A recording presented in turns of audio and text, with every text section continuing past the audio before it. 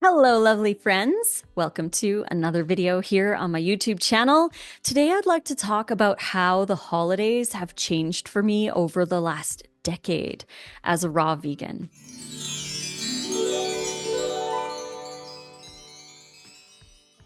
Thank you ever so much for joining me today here on my YouTube channel. If you like videos like this and if you're enjoying all of these videos, please click like on the video and subscribe to the channel. You can click the little bell to get notifications whenever I post a new video. Don't forget to also check out our new online community. It's full of awesome, amazing people. If you're looking for accountability, if you're looking to connect with like minds, if you want to join the raw food classes that Nate and I hold monthly, the grow alongs, if you want to watch the replays from all the past videos, like the 3-hour sushi class, the 3-hour wrap class, the taco class, you can watch all of those if you join the community. The link is in the description box below. And we also have, as always, the 40% off any or all of our recipe ebooks. So if you're interested in any of those, use code RAWFOOD40 at checkout at payhip.com/rawfoodromance and you can enjoy some of our recipe ebooks.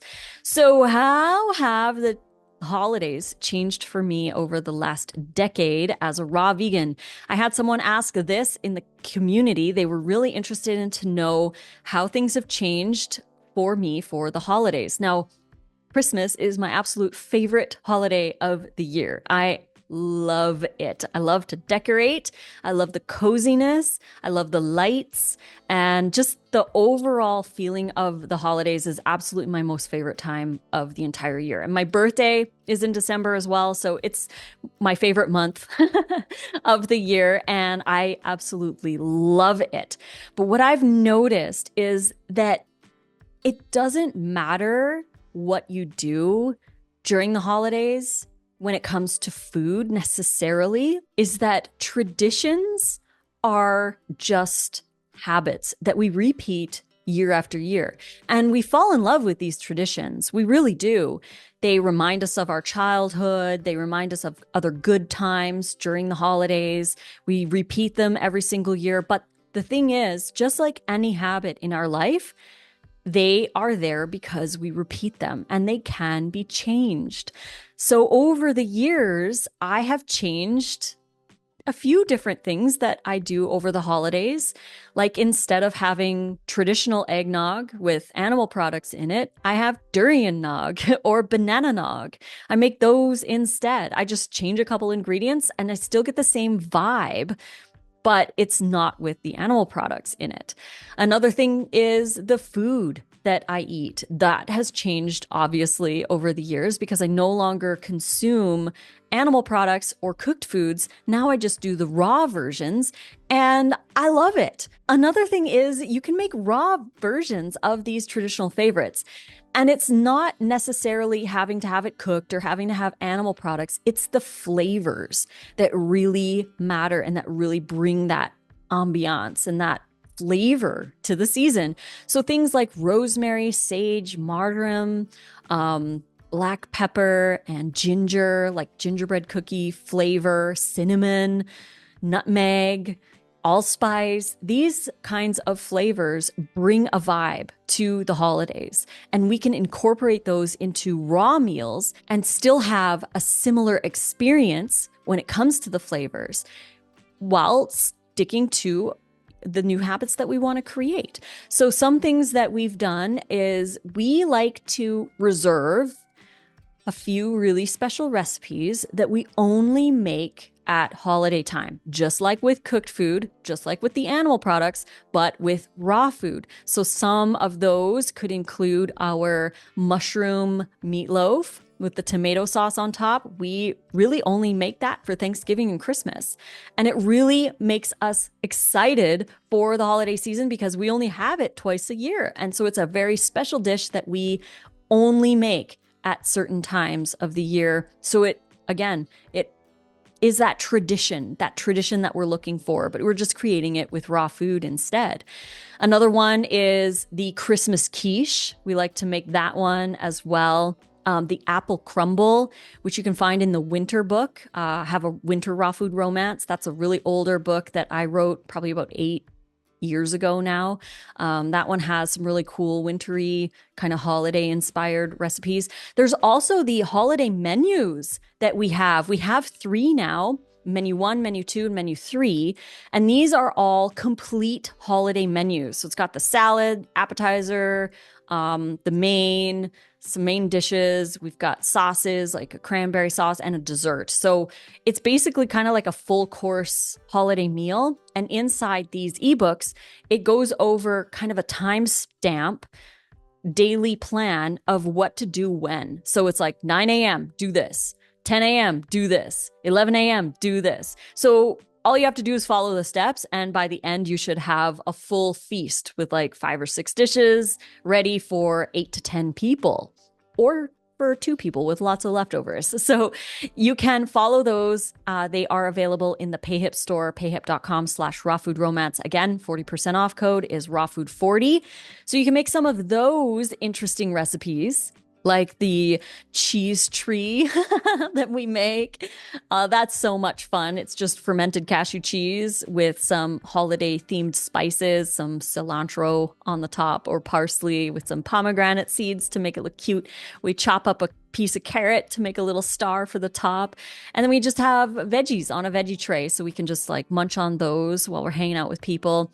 Which brings me to the reason of the season is basically just to experience the season for what it is, whatever it means to you, and whether you celebrate or not, right? We all have these holidays that we have, whether it's Christmas or whatever for you, whatever special holiday, because it doesn't matter if it's Christmas or a holiday that you celebrate. There's always going to be these traditions and these things that we want to try and change a little bit to fit with our new goals and the new habits that we're trying to create. So it's really about finding a way to enjoy the holiday without having to eat the foods that no longer resonate with you.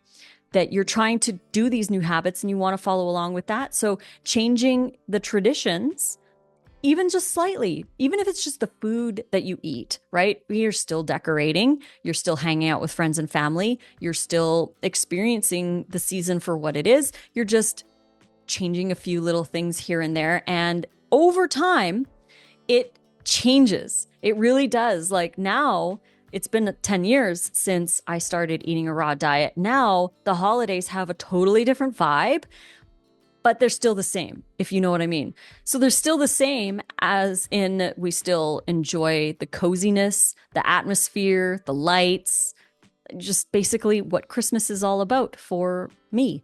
And I just enjoy it so much. And I'm so excited to now celebrate with my raw choices instead of how I did in the past. And the past is the past. And I have fond memories of the things that I did and ate back then.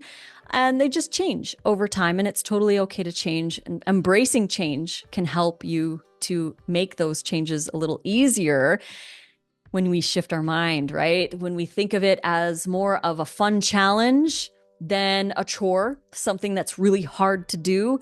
If we feel it's going to be hard to do it, it's going to be hard to do it. But if we are excited about trying and implementing these new traditions and changing how we do and really exploring new foods and trying, really, it comes down to trying.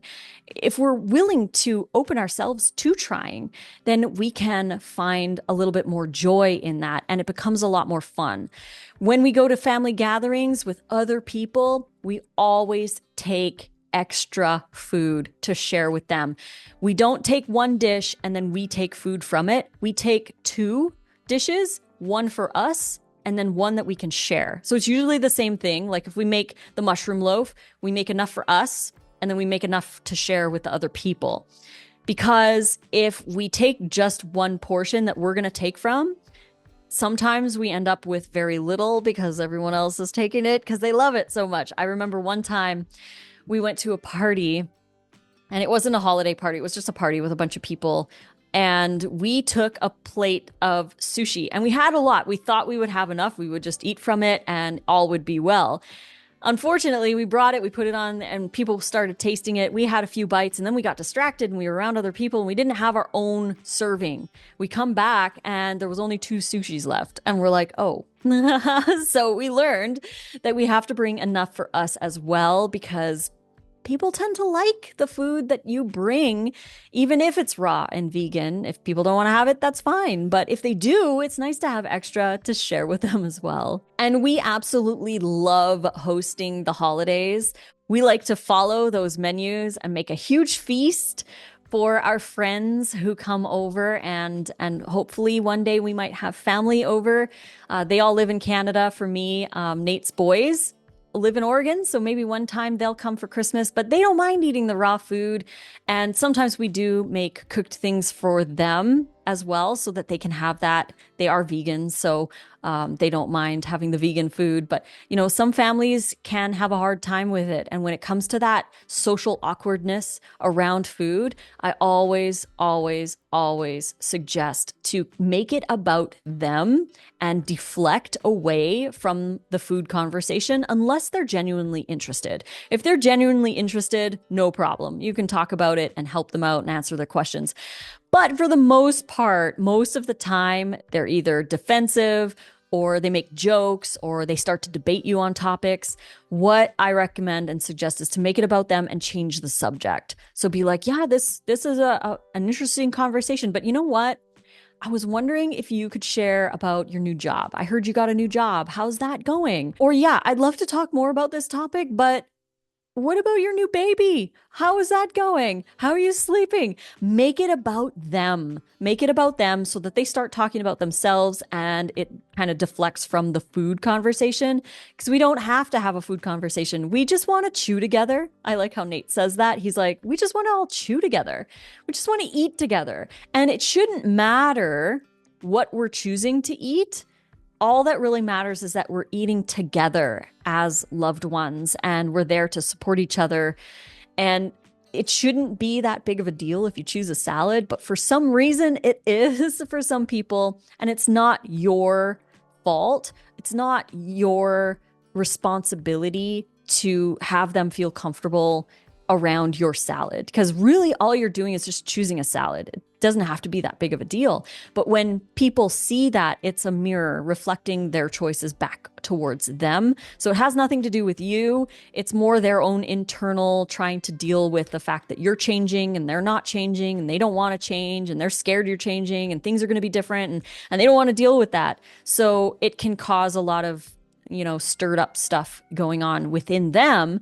And it really has nothing to do with the salad itself, because it's still food, right? So hopefully that can help someone out there to maybe maneuver through the holidays a little bit differently, hearing from our experience. And we've also realized that the more often you say no, the more they realize that you're serious. So it doesn't have to be a negative thing. You can say no and shower them with love. Be like, oh, it's so great that you thought of me. Thank you so much. But I got my salad. We're good. I want to just let you know that I think you're amazing. And just shower them with love. Tell them all the things and give them a hug, because that's really what they're looking for. When people are trying to give you food, they want to be accepted and they want to be loved, and they want to see you smile, and they want you to like their stuff. So trying to compensate by giving them a little extra love, paying more attention to them, asking them questions, and making it more about them can really help to deflect against, the fact that you said no to their cheese jalapeno things or whatever they have that they wanted to share with you. Just say, thank you so much, but I really want to know more about what you've been going through, and, just try to change the subject and give them a lot of love. So thanks for joining for this video. If you want more community, if you're feeling alone and you want to connect with more like minds who are interested in adding more raw food to their diet as well, join the community. We have so many people in there who are ready to support you in your choices and share their ideas and tips and what works for them. So join up the community. The link is in the description box below. You get access to all our past live classes, the wrap class, the sushi class, the taco class, our grow alongs. All of that is available in the community for you to rewatch. And you're also able to join all of the future live raw food classes that Nate and I are going to be doing, especially in 2025. All the monthly challenges, all the fun stuff is happening in the community. So check it out. The link is in the description box below. There's also a link for our ebook store, payhip.com/rawfoodromance, where all of our ebooks, our recipes, our informational books, all of that, they're all 40% off with code RAWFOOD40. So check that out. And our app, our meal planning app at rawfoodromance.com. That's available for you too as well. You can go check that out at that website. All the links are in the description box below. And I can't wait to see you tomorrow for another video. I love you and fruit on.